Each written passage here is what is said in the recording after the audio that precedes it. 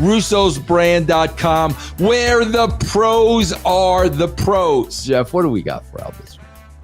Well, Tony Khan is being sued. Also in the lawsuit, Ring of Honor AEW announcer Ian Riccaboni. They're being sued by Kevin Kelly and the Tate brothers, Brandon and Brent. They worked in Ring of Honor as the tag team The Boys.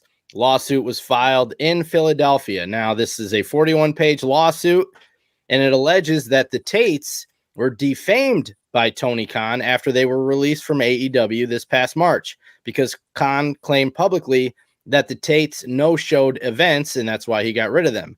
They disputed that at the time, and they're disputing it now, claiming that they're owed travel money, royalties, and reimbursements, and suggest that Khan's remarks have led to them not working since leaving AEW, with other promotions viewing them as untrustworthy. As for Kevin Kelly, he alleges he was defamed by AEW and Riccaboni after Riccaboni made comments on a Discord server regarding Kelly's support for the film The Sound of Freedom, with Riccaboni referring to the film as the QAnon movie. Kelly denies having any association with that movement and claims he reached out to him to resolve the matter, but he never responded. Kelly further alleges AEW told him they disciplined Riccaboni, though never revealed how they did so, and states he subsequently suffered mental health and marital issues as a result.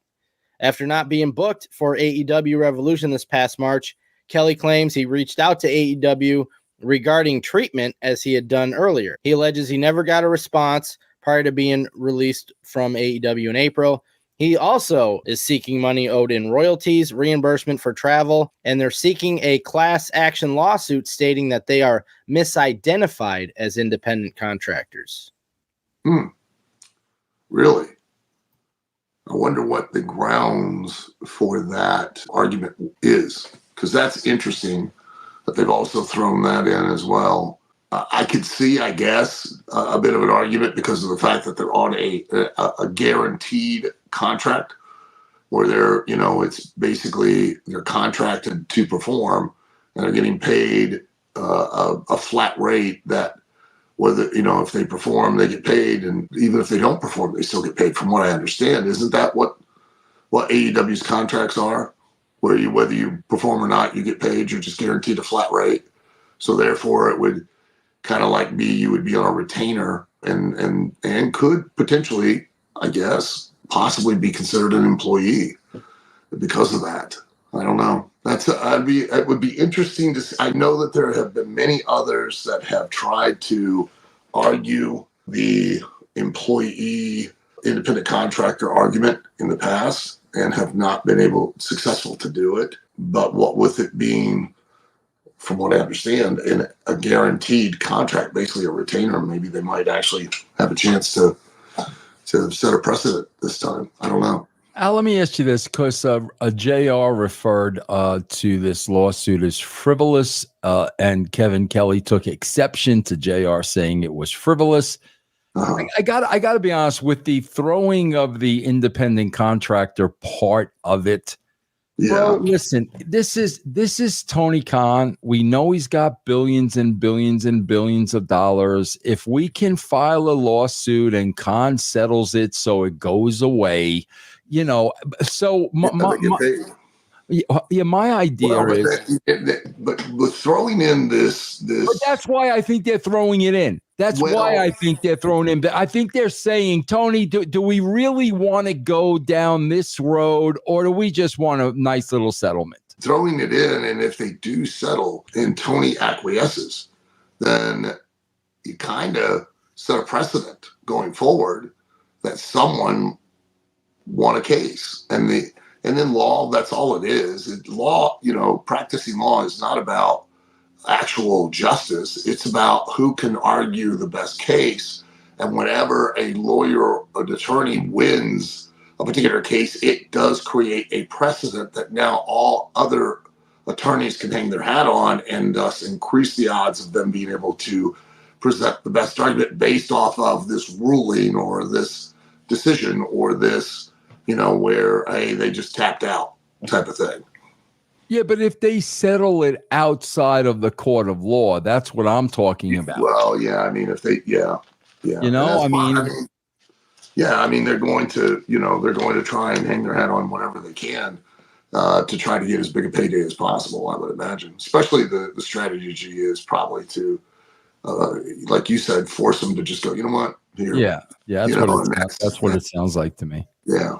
Hey, I want to ask you a question. I don't watch AEW. I watched it at the beginning, but I couldn't watch it anymore. But I want to see how you feel about this. I know they did an angle at the end of last night's show where Hangman Page set Swerve Strickland's childhood home on fire.